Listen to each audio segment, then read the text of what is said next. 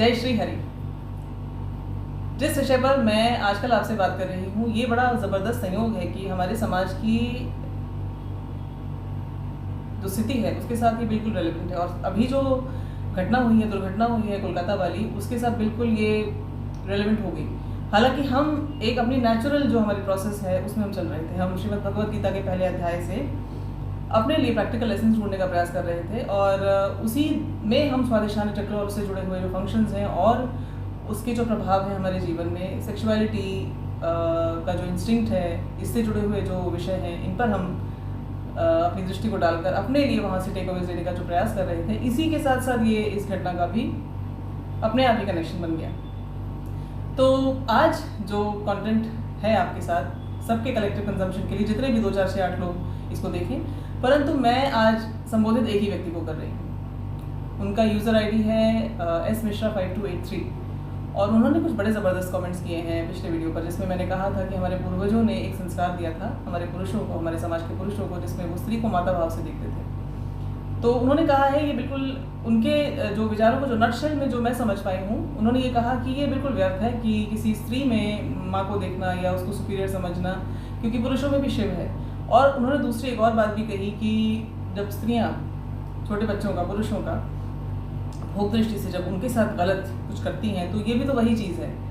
तो it has to be treated with purity, और कोई किसी से श्रेष्ठ नहीं है, इस भाव को उन्होंने बताया। और उन्होंने कहा कि एक दूसरे को बस आत्मा के स्तर पर समझना और देखना और रिस्पेक्ट करना चाहिए। बिल्कुल सही बात है, यही है इस छोटे से मेरे प्रयास के पीछे जो लक्ष्य है, जो उद्देश्य है, कि जब मैंने अपना काफ़ी लंबा समय जीवन का शिक्षा के क्षेत्र में अलग अलग भूमिकाओं में गुजार कर ये पाया कि हम अपने बच्चों को वो नहीं दे पाते जो उनके लिए सबसे ज़्यादा रेलेवेंट है, जो सबसे ज़्यादा नीडेड है। और समाज की बदलती हुई जो एनर्जी इक्वेशंस हैं उनके साथ तो उनके सामने ये सब कुछ बहुत स्पष्ट आना चाहिए। और गीता का पहला जो, अगर कोई बिल्कुल कोर एक टेक अवे अगर हम ले, सब कुछ हटा दीजिए, तो वो एक ही वाक्य वहाँ से निकल कर आता है, जब श्री कृष्ण अर्जुन से कहते हैं ममई वांशो जीव लोके जीव भूता सनातना। तो सब उस एक परम सेल्फ के, उस एक परम आत्म के हम सब प्रोजेक्शंस हैं, हम उसी के अंश हैं। ये तो है ही है गीता का पहला कोर लेसन, यही तो अंतिम लेसन है, यही तो अल्टीमेट है जहाँ पर हमको जाना है। तो यदि यही संभव हो जाए फिर तो बात ही क्या है। तो आज जो smishra5283, आपकी बातें बहुत सुंदर है, बहुत सुंदर है, लेकिन मैं अपना स्थान, मेरी जो पोजीशन है ना, वो मैं आपको थोड़ा ठीक से बताना चाहती हूँ। क्योंकि मुझे लगा कि कमेंट सेक्शन में यदि मैं लिखूँ तो एक तो मेरी दिनचर्या कुछ इस तरह की कि जैसे ही मैं कोई एक काम करने बैठती हूँ, वैसे ही, क्योंकि हीलिंग के काम में आप नहीं समझ सकते कब कौन सी इमरजेंसी आ जाती है। प्लस मेरी जो अपनी व्यक्तिगत दिनचर्या है, जो अन्य क्रियाकलापों के साथ, उसके साथ ये समय लेकर कि मैं बहुत सोच समझ कर आपसे, केवल आपसे बात कर पाऊँ, ये बड़ा मेरे लिए मुश्किल हो रहा था। तो मैंने कहा मैं वीडियो के थ्रू आपसे बात करती हूँ। देखिए, ये बात बिल्कुल सही है कि हर एक व्यक्ति को दूसरे व्यक्ति को आत्मा के स्तर पर देखना चाहिए। और प्राण चिकित्सा में तो आपको मैं बताऊँ, हम कहते ही यही आत्मा नमस्ते। एक दूसरे को जब हम अभिवादन करते हैं ना, तो हम आत्मा नमस्ते ही कहते हैं। तो उसका कारण यही है कि हम एक दूसरे को आत्म तत्व के रूप में जानते हैं। नमस्ते का जो संस्कार है वो है ही इसलिए कि हर व्यक्ति के अंदर डिविनिटी को देखना, हर व्यक्ति के अंदर उस दिव्यता को देखना, उस परम को देखना। प्रॉब्लम पता है कहाँ आती है कि जब आपके पास एक फॉर्म है, एक फिजिकल फॉर्म है जो आपके उस डिवाइन एलिमेंट को छुपा देता है।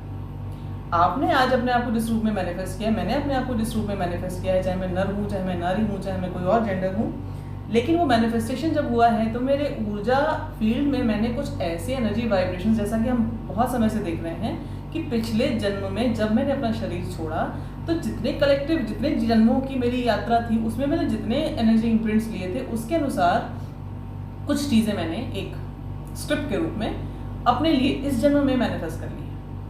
अब जो फॉर्म मेरी आई है वो उस ओरिजिनल मूल परम तत्व, जिसको परम आत्मा कहते हैं या जिसको आत्मा कह सकते हैं आप, उस आत्मा से तो इतर हो जाती है ना, उसमें तो, उससे तो हट जाती है। आत्मा का तो कोई वाइब्रेशन ही नहीं है।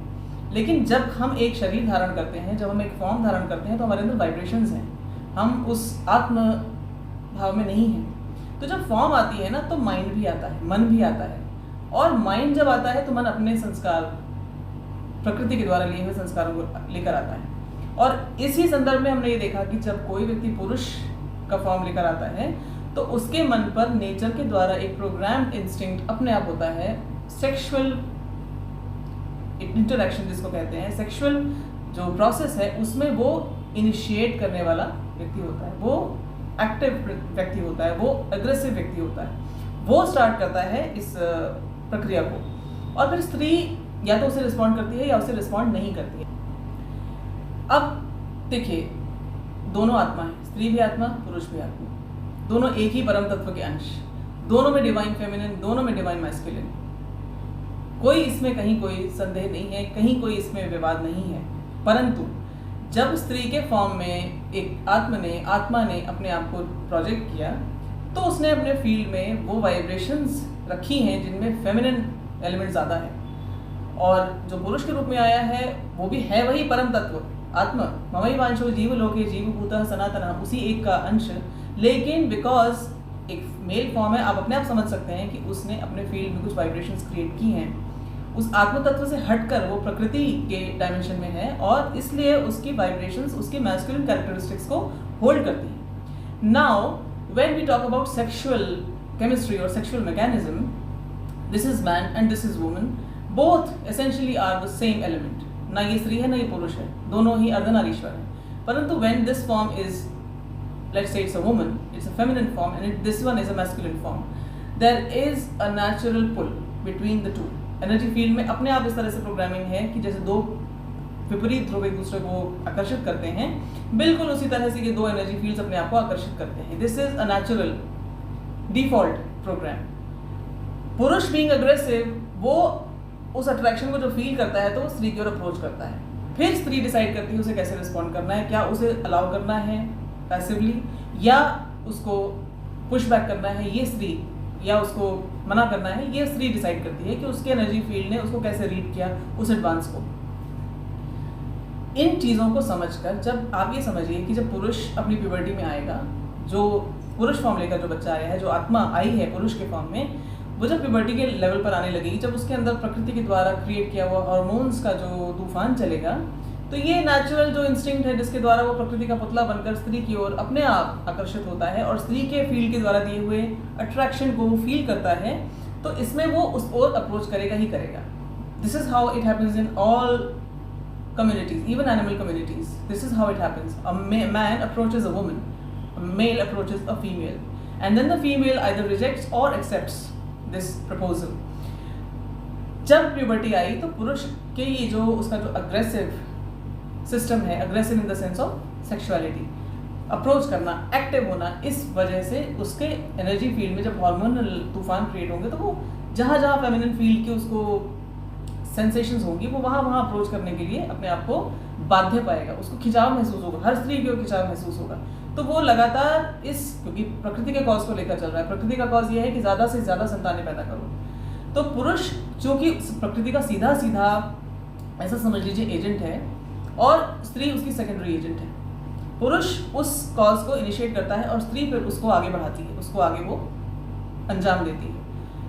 जब पुरुष हर स्त्री की ओर इस तरह से अट्रैक्टेड होने लगेगा तो वो समाज में क्योटिक सिचुएशन आएगी जैसे आजकल है, हर पुरुष स्त्रियों की ओर अट्रैक्ट हो रहा है, हर स्त्री की ओर अट्रैक्ट हो रहा है। अब उसमें उसके पास बैरिकेडिंग कुछ भी नहीं है कि मैं किसको अप्रोच कर सकता हूँ और किसको अप्रोच नहीं कर सकता हूँ। हमारे पूर्वजों ने इस संस्कार को जब देखा तो उन्होंने सोचा कि यहाँ बैरिकेडिंग चाहिए, स्त्री के लिए उसके स्तर पर बैरिकेडिंग चाहिए और पुरुष के लिए उसके स्तर पर बैरिकेडिंग चाहिए। अब स्त्री होती है वल्नरेबल, रिसेप्टिव, इमोशन, भावना प्रधान सिस्टम होता है, तो स्त्री बड़ी जल्दी प्रभाव में आ सकती है यदि उसके सिस्टम के अंदर कोई ऐसी चीज़ें प्रोग्राम ना कर दी जाएं जो उसको ये बताएं कि कहाँ पर खतरा है और कहाँ पर खतरा नहीं है। Of course women have been given the gift of intuition, पर इमोशन यदि चढ़ बैठता है स्त्री के ऊपर तब फिर वो इस इंट्यूशन की फैकल्टी को भी खो देती है। और ये हम देख चुके हैं पिछले वीडियोस में, पहले वीडियो मैंने आपके साथ बहुत पहले शेयर किया था।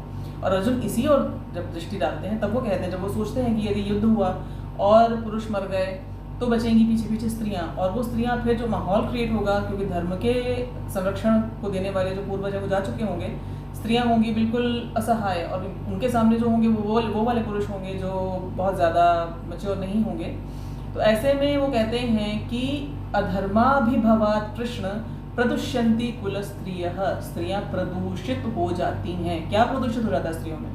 प्रदूषित यही हो जाता है कि उनका जो सिस्टम, जो पैसिव है, जो वल्नरेबल सिस्टम है टू रिसीव आइडियाज, यदि उस पर वो बहुत जोर का नियंत्रण ना लगाया जाए तो वो किसी के भी इन्फ्लुएंस में आ सकती है। इसलिए उनके साथ एक different level of protection add करना पड़ेगा पुरुष के स्थान पर, पुरुष के लेवल पर। मतलब पुरुष जब स्त्री की ओर अप्रोच करे तब वहीं पे बैरिकेडिंग लगा दो, क्योंकि स्त्री है शरीर से अशक्त, स्त्री निर्बल है, इसमें कोई दो राय नहीं है। स्त्री का जो फॉर्म लेके कोई व्यक्ति अपने आप को मैनिफेस्ट करता है तो वो physically weaker than the masculine person, ये नेचुरली है।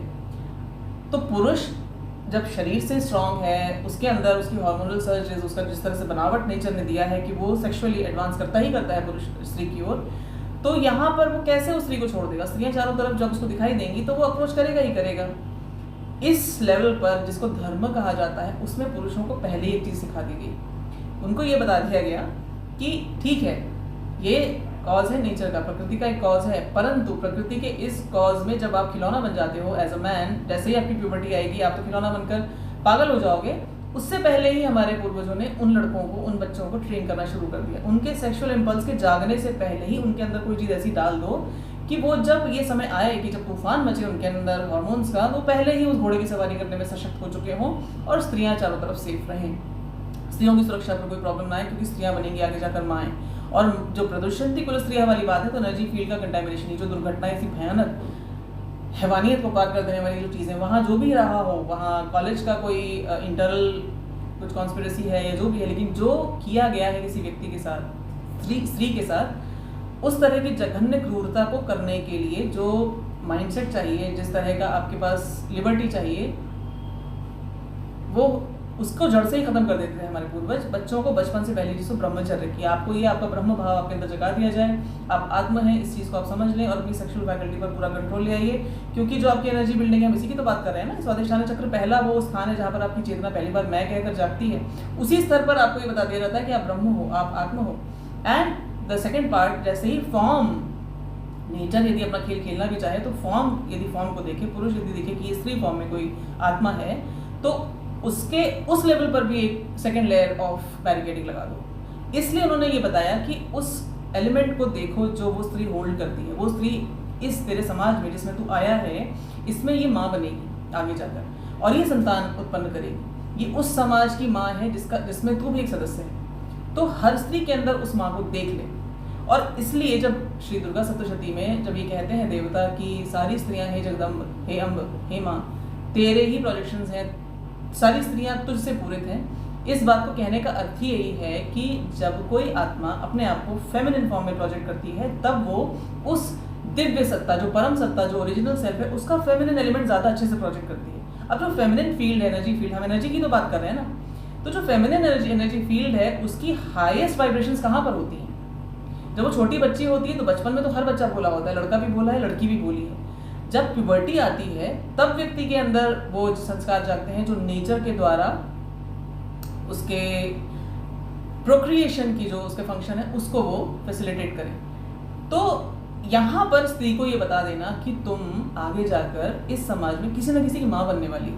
पहली चीज़ ये element in the woman that I am a mother, I will be a mother, ये बचपन से उनके अंदर जगा देने में क्या गलत हो सकता है? कुछ भी गलत नहीं है। हमारे पूर्वजों ने यदि स्त्रियों को पूज्य भाव से देखना उन पुरुषों को सिखाया, उसका कारण ही यही था कि जब हार्मोन्स तूफान मचाएं, जब प्रकृति खिलौना बनाना चाहे पुरुष को, तब वो जब अपने उस नेचुरल इम्पल्स को रिलीज करने के लिए बाध्य भी हो जाए तो भी उसके सामने एक बैरिकेडिंग और कि यहाँ जा सकता हूँ, यहाँ नहीं जा सकता हूँ। इसलिए उसको ये बताया गया कि हर स्त्री को माता भाव से देख, other than a woman who agrees to be in that kind of partnership with you। आपकी जो पत्नी है उसके अतिरिक्त आप हर स्त्री को माता भाव से इसलिए देखिए क्योंकि यदि ये कंटामिनेशन ऑफ एनर्जी फील्ड्स आप इस तरह से करते चले जाओगे तो समाज खराब हो जाएगा और हर एक स्त्री जो आगे जाकर माँ बनेगी वो समाज के लेवल पर, दुनिया के लेवल पर ये बर्बादी और आत्मा के लेवल पर ये बर्बादी कि कंटामिनेटेड एनर्जी फील्ड जो तरह तरह के तेरे अंदर जो डाउनवर्ड जो इम्पल्सेस क्रिएट होंगे, जो तुझे चेतना के नीचे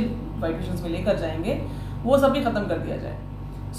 अब देखिए स्त्री निर्बल है, ठीक है। ये अलग बात है कि आज तो स्त्रियां, जैसे कि आपने कहा जिनसे मैं बात कर रही हूँ, इसमें 5283 आपने कहा कि आज स्त्रियां भी तो ये कर रही हैं, छोटे बच्चों के साथ वो इस तरह का उनको भोग दृष्टि से देखती है, उनको बिगाड़ती है। और ये बिल्कुल सच बात है। बहुत पहले एक सीरियल आता था रथ चक्र कह के, उसमें ये सिचुएशन दिखाई गई थी। उस समय मैं बहुत छोटी थी और ये देखकर मैं ना बहुत बुरी तरह से हिल गई थी। उसमें एक स्त्री होती है, वो एक बच्चे को अपने घर में नौकरी करने के लिए रखती है। उसकी जो माँ है उस बच्चे की, वो थोड़ी असहाय है, परिस्थितियाँ उसके जीवन की ऐसी हैं, तो उसमें उसको अपने बच्चे को वो परिचर्या के लिए कहकर रखती है, लेकिन उसका वो यौन शोषण करती है, उसको वो गलत मार्ग पर डालती है।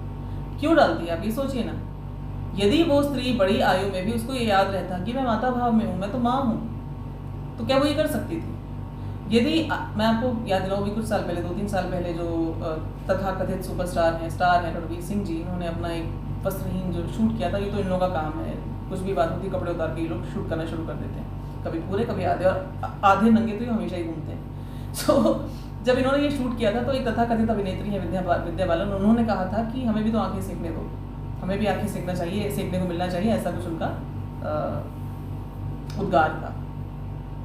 देखिए, जो फेमिनिन फील्ड बनकर आया है जो व्यक्ति, उसको शरीर से तो निर्बल बनाया गया है, लेकिन उसके अंदर ये ज़बरदस्त एक फीचर डाल दिया गया है कि यदि समाज आगे बढ़ेगा तो इसके सहारे आगे बढ़ेगा, इसी से आगे बढ़ेगा। यदि इसको खत्म कर दो, यदि स्त्री खत्म हो गई तो फिर समाज आगे नहीं बढ़ सकता। पुरुष कितना ही अधिक वीर्यवान हो, कितना ही ज़बरदस्त उसके अंदर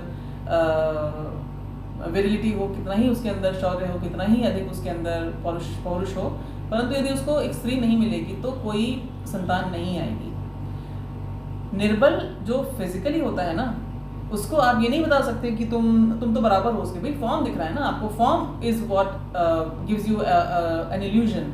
तो अंदर का जो ब्रह्म तत्व है वो तो आपको नहीं दिख रहा ना। जब मैं आपके सामने इस तरह से बैठती हूँ, या मैं जिन लोगों से बात करती हूँ आपको विजुअलाइज करके अपने सामने, ये डेफिनेटली मैं मानकर चलती हूँ कि मैं अपने कृष्ण से बात कर रही हूँ, उनकी सेवा में बैठी हूँ, आप सब कृष्ण हैं।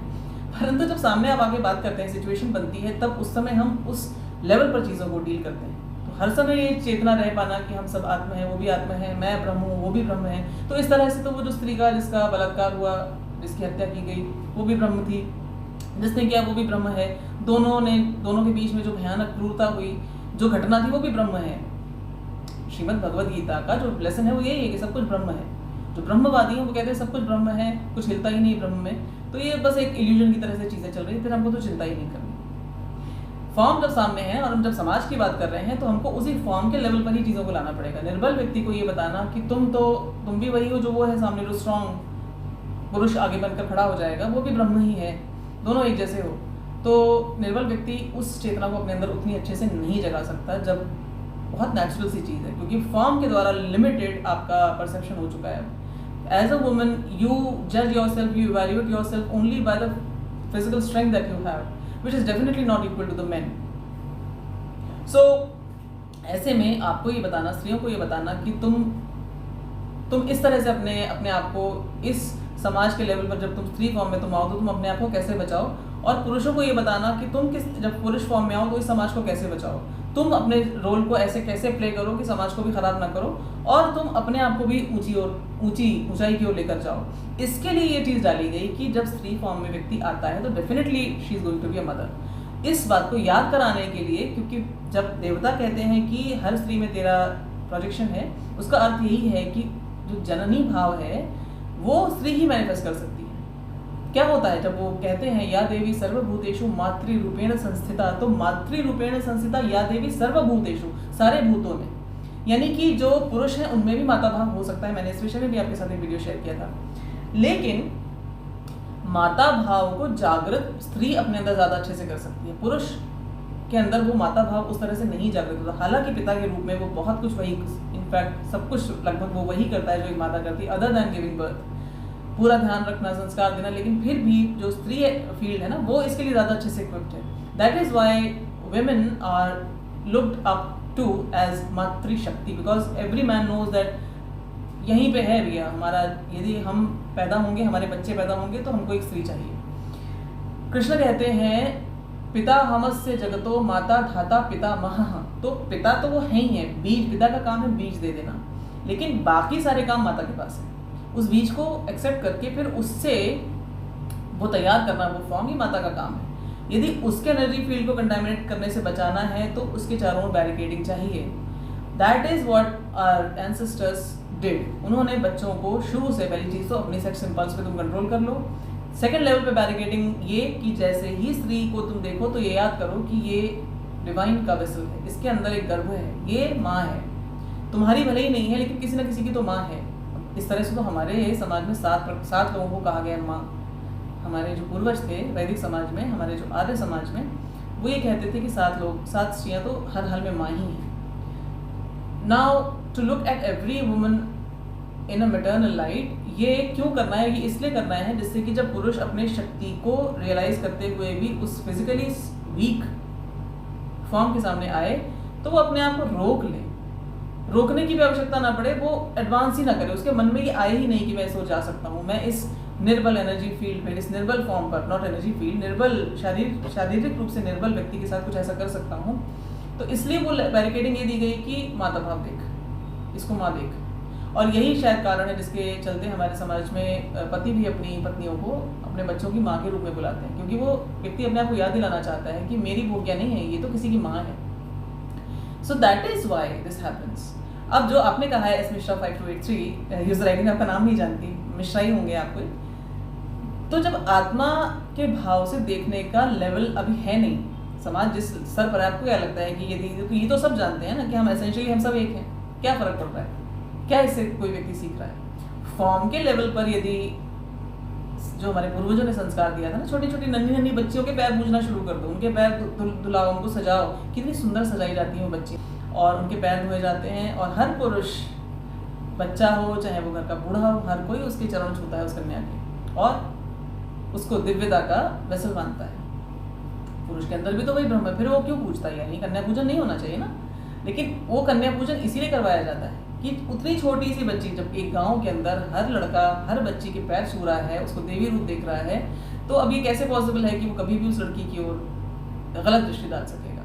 या वो लड़की जिसके अंदर आगे जाकर तो फिजिकली उतनी स्ट्रांग नहीं होगी, लेकिन आप उसको कैसे याद दिलाएंगे कि आप तुम बड़ी स्ट्रांग हो, तुम भी वही हो जो ये आदमी है? तो फॉर्म तो कुछ और बता रही है ना, उसको फॉर्म के परे जाकर उस वाइब्रेशनल फील्ड में एंटर करना पड़ेगा जिसकी हम बात कर रहे हैं। सूक्ष्म ऊर्जा पर जाना पड़ेगा। सूक्ष्म ऊर्जा में क्या है? मातृतत्व, maternal element which has been given to us women।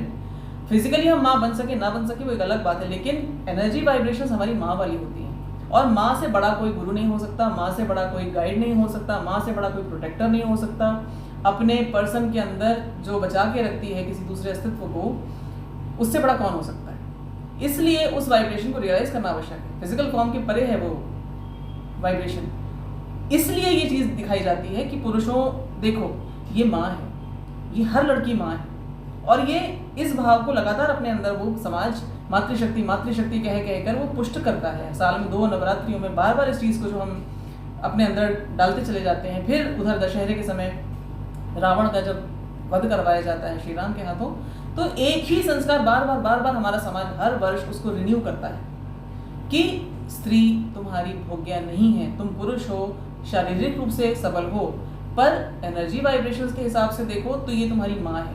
ये जो स्त्री फॉर्म में जो आत्मा बिल्कुल जो तुम्हारे जैसी है, ये एक ऐसी वाइब्रेशनल फील्ड को लेकर आई है जो तुमसे श्रेष्ठ है। क्यों? क्योंकि इसमें मेटरल वाइब्रेशंस है। देखिए, feminine vibrations definitely they are better, they are suppose to be better. मैं ये नहीं कह रही हूँ कि सारी स्त्रियाँ बहुत अच्छी होती हैं, अगर ऐसी होती तो फिर उसमें राक्षसियाँ और चरित्रहीन जो जिस तरह की जो खराब एनर्जी फील्ड वाली महिलाएं वो कैसे होती।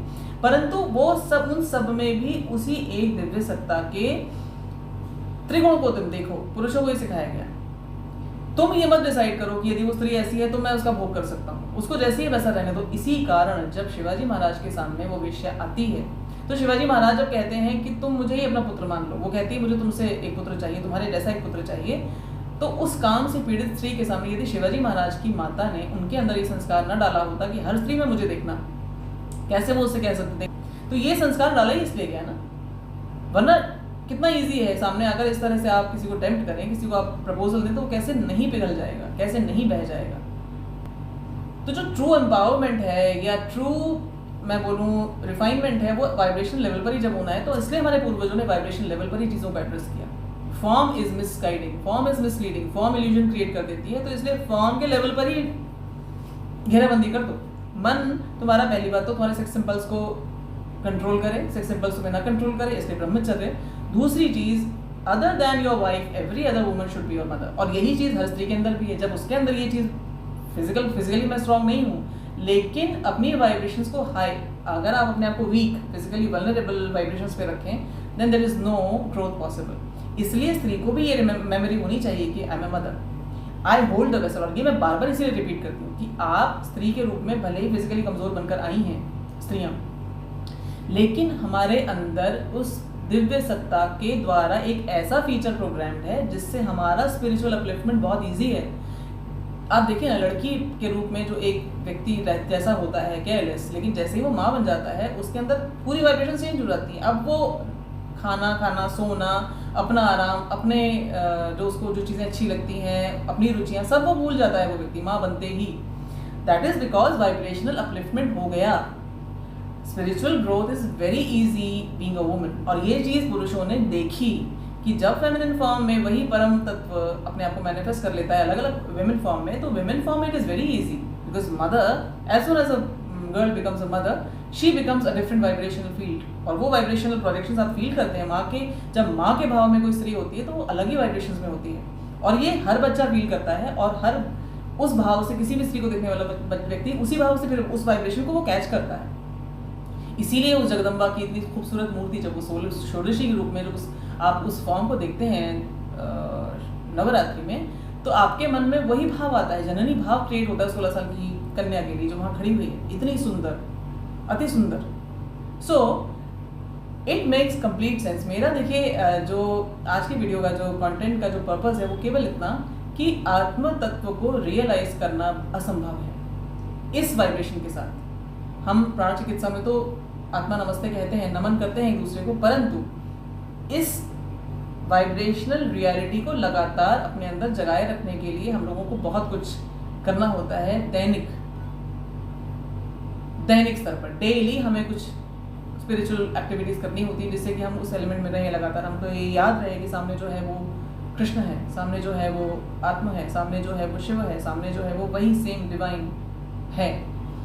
इसलिए जिनके साथ वो स्पिरिचुअल उस तरह के डेली रेपिटेशंस पॉसिबल नहीं है प्रैक्टिसेस के, जिससे कि वो अपनी वाइब्रेशनल फील्ड को शुद्ध कर सके, अपने मन को शुद्ध कर सके। और हर स्त्री को वो ये कि वो बियॉन्ड माय अप्रोच है, इसको वो नहीं कर सकते। इसलिए वहाँ पे फॉर्म लेवल पर उनको ये दिखाया गया, सिखाया गया कि this is the divine form, the woman is a mother, look at her with the same eyes as you would look at your own mother. देखिए, पैरों के ऊपर वो नहीं देखने का जो संस्कार था उसके पीछे यही चीज़ थी कि पुरुष जैसे ही नारी फॉर्म को देखे उसके मन में किसी भी प्रकार की विकृति न क्रिएट हो जाए। तो पुरुष अपने ही स्तर पर किसी स्त्री को ये अनुभव ना हो कि किसी सुंदर स्त्री फॉर्म को देखकर किसी भी प्रकार की विकृति पुरुष अपने अंदर ना जगा सके। साथ ही साथ स्त्री को भी अनुभव ना हो कि कहीं ऐसा ना हो जाए, इस तरह का कोई खतरा ना हो जाए। इसलिए पुरुष उसको भी एश्योर करता है, वो शक्तिशाली है ना, फिजिकली बहुत शक्तिशाली है और उसके अंदर बहुत से ऐसे गुण हैं जो स्त्री को सीखने वाले हैं। परंतु चूंकि माँ के रूप में हर पुरुष की पहली गुरु और अंतिम गुरु भी मैं कहूँगी माँ है, क्योंकि माँ ने गर्भ में रखकर उसको जो संस्कार दिए हैं, या माँ ने अपने एक्टिव या अननोइंगली उसने जो कुछ भी एक्शंस के द्वारा जो वैल्यूज उस बच्चे के अंदर डाल दी हैं, वही उसकी अंतिम वैल्यूज होती हैं अंततः। यदि माँ केयरलेस है तो उसकी केयरलेसनेस के कारण जो संस्कार वहाँ पड़े वो भी इसीलिए पड़े ना, क्योंकि माता की केयरलेसनेस थी। माँ सिखाने का प्रयास करे और बच्चा फिर भी ना सीखे, उसके संस्कार इस तरह के पूर्व जन्मों से आए हैं, वो एक अलग बात है। परंतु माता के रूप में हर व्यक्ति की, हर पुरुष की सबसे सशक्त एक जो पहली व्यक्ति से पहचान होती है वो माँ के रूप में उसको पहचानता है। और माँ के रूप में उसके शरीर से पैदा होकर उसी के शरीर पर भोग करता है वो, वही एलिमेंट उसको याद दिलाया जाता है कि जब स्त्री को, जब तेरी ग्रोथ उस सेक्सुअल फैकल्टी को एक्सरसाइज करने लायक हो जाए, तब भी याद रख ये शरीर माँ का शरीर है।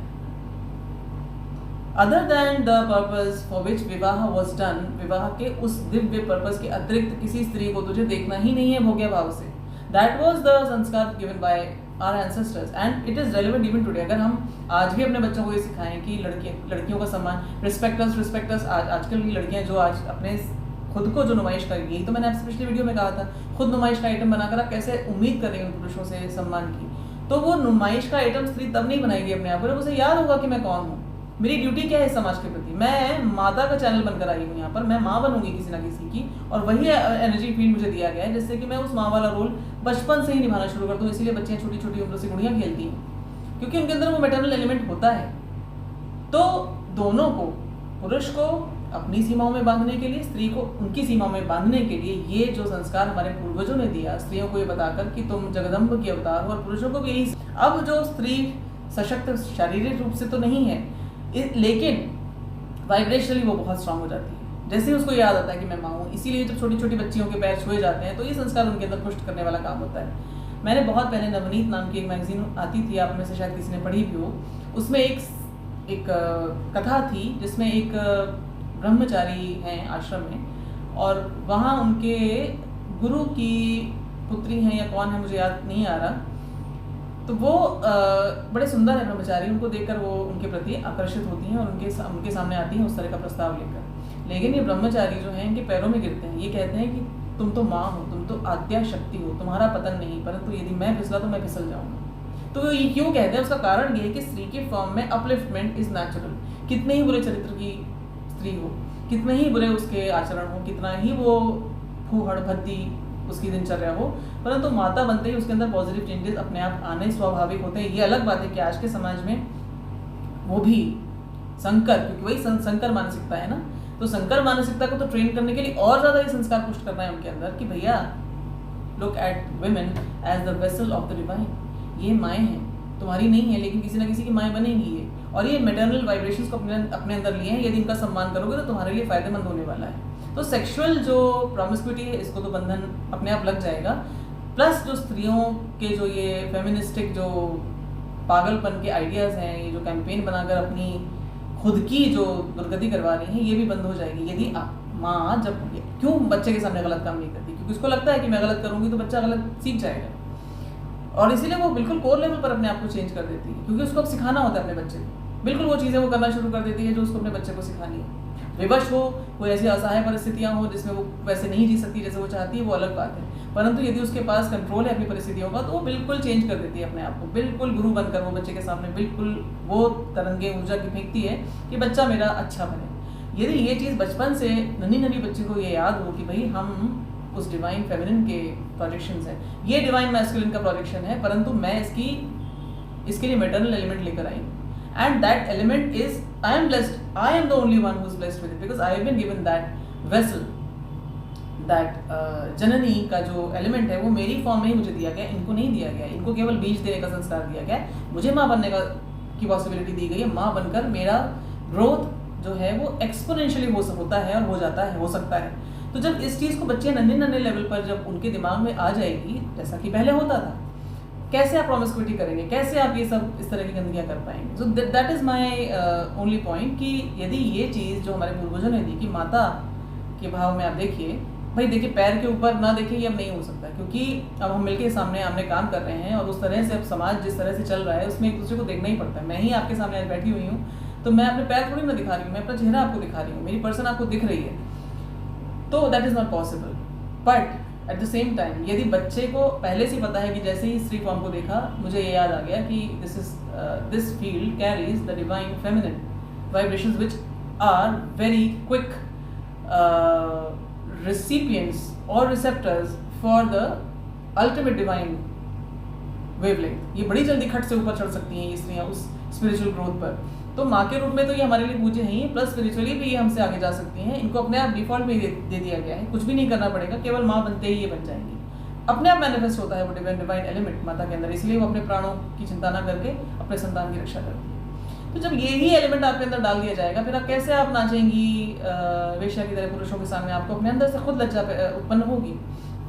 पातिव्रत्य और इस तरह की जो कॉन्सेप्ट्स थे वो पुरुष स्त्रियों में भी इसीलिए डाले गए थे कि वो बैरिकेडिंग, वो उनकी वल्नरेबिलिटी, उनकी पैसिविटी जो है, इमोशंस से खेल लेने की जो पुरुष की जो संभावना है वो ख़त्म ही हो गई, क्योंकि उसको ही सिखा दिया गया कि the only person who marriage you वो ही है एक व्यक्ति जिसके अंदर आप उस परम तत्व को देखें, पति परमेश्वर। अन्य पुरुष आपके लिए तो है ही नहीं, उनको तो आप आउट रखिए अपनी अप्रोच से। तो पिता या भाई के अतिरिक्त कुछ ना देखें, ये तो अपने आप स्त्रियों में संस्कार है, इसको अलग से सिखाने की आवश्यकता नहीं थी हमारे समाज में। ये तो ये जो फेमिनिज्म करके जो कोड आया है ना, इसमें हर स्त्री हर पुरुष के लिए अप्रोचेबल भी है, एक्सेसिबल भी है, और अब तो बिल्कुल वेश्या की तरह से वो हर पुरुष को ललचाने की कोशिश करती है। तभी तो ये कपड़े अजीब अजीब से पहन के खड़ी होती है वो पुरुष के सामने, क्योंकि उसको अब केवल एक सजना है, मुझे सजना के लिए वाला मामला नहीं रह गया। अब तो हर पुरुष के अंदर उसको सजना ढूंढना है।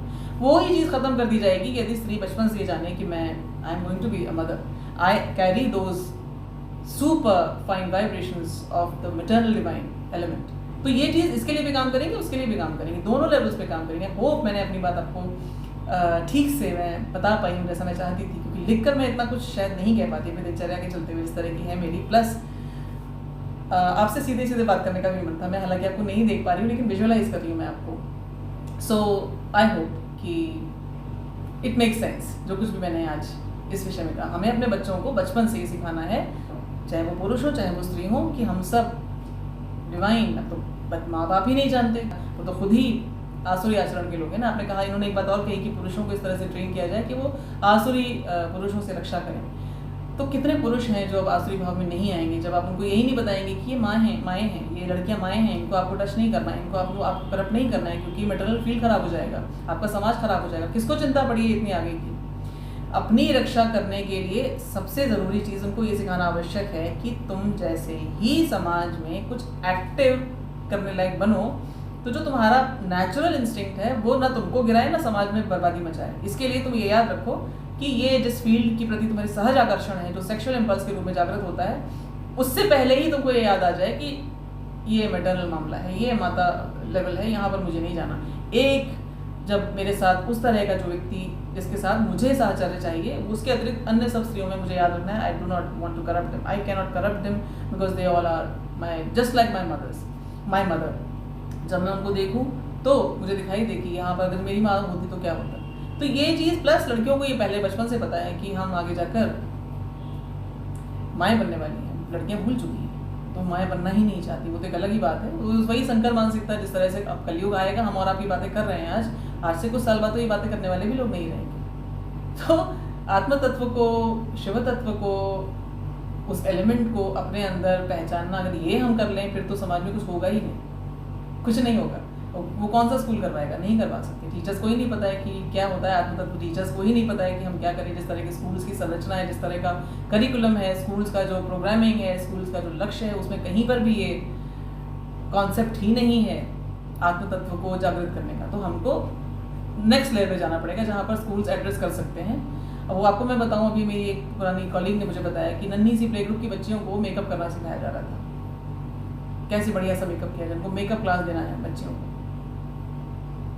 छोटी सी नन्ही बच्चियों को आप जब यही सिखा रहे हैं कि तुम मेकअप करो, जो कलेवर है उसके ऊपर रंगाई पुताई शुरू इसलिए कर दो क्योंकि तुमको अभी से पुरुषों को अट्रैक्ट करना है। पुरुषों को तो नहीं सिखाया ना तुम ऐसे ये करो या ये ना करो, स्त्रियों को लेकिन आई कैंडी बनना सिखा रहे हैं स्कूलों में। तो इन स्कूलों से आप क्या उम्मीद करते हैं? ये गीता ज्ञान देंगे? इसीलिए तो उस फील्ड से मैं अलग हटी हूँ। द गीता वे मेरा ये छोटा सा प्रयास ही इसलिए है कि वो हम नहीं कर सकते उस स्तर पर, विद्यालयों के स्तर पर हम नहीं कर सकते, लेकिन हम ये ज़रूर कर सकते हैं कि हर बच्चे को ये याद दिला दिया जाए कि a woman is equipped with the maternal vibrations and in future she is going to be a real mother, a physical mother। तो उस एलिमेंट को, उसकी रक्षा करो, उसके एनर्जी फील्ड को पोल्यूट मत होने दो, और इससे तुम अपने एनर्जी फील्ड को भी बचाओगे। पुरुषों को भी ये चीज़ जब बचपन से पता चलेगी कि मैं अपने फील्ड की रक्षा कर रहा हूँ और मैं अपने समाज की रक्षा कर रहा हूँ, अपनी कम्युनिटी की रक्षा कर रहा हूँ, मैं बड़ा अच्छा कुछ कर रहा हूँ, I am contributing to my community by looking at women as the maternal element, as the divine feminine, तो ये समाज अपने आप उससे बचेगा। अब इसमें कितना हम सक्सेस पाते हैं, कितना नहीं पाते हैं, ये फिर वही बात है कि जो सिखाएंगे वो उनकी ऊर्जा कैसी है।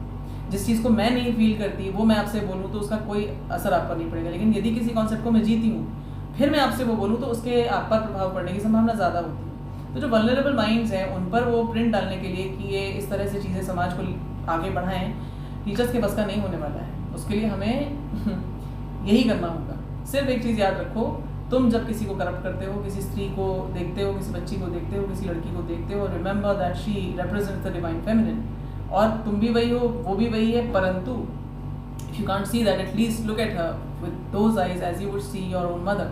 अपनी माँ को रिस्पेक्ट से आप देखते हो ना, माँ से ज़्यादा शक्तिशाली कुछ नहीं होता, कोई नहीं होता। तो बस वही एक एलिमेंट, अगर वो वाइब्रेशंस हमने अपने समाज में दे दी अपने बच्चों को नन्ही उम्र से, तो चीज़ें डेफिनेटली बहुत बदलेंगी। ये जो जिसने भी ये इस लड़की के साथ किया है, इस डॉक्टर के साथ, यदि उसको ये चीज़ होती कि she is somebody's mother, she is going to be somebody's mother, I can corrupt हर।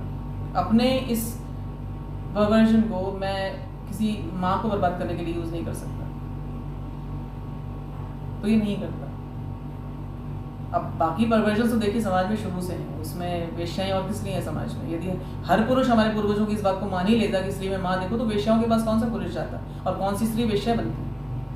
तो समाज के अंदर पतन तो आ ही रहा है, आएगा ही, और ये हमेशा से इस तरह के संस्कार रहे हैं। इन्हीं से फाइट करने के लिए ये चीज़ें डाली गई हैं समाज में। माँ भाव, माता भाव, जिन परिवारों में ये बचपन से दिया जाएगा, ये संभव ही नहीं है कि उस परिवार के बच्चे जाकर इस तरह के काम करें। वो कुछ भी करेंगे, कुछ भी गलत कर देंगे अपने साथ, लेकिन ये नहीं करेंगे, इसकी पूरी गारंटी।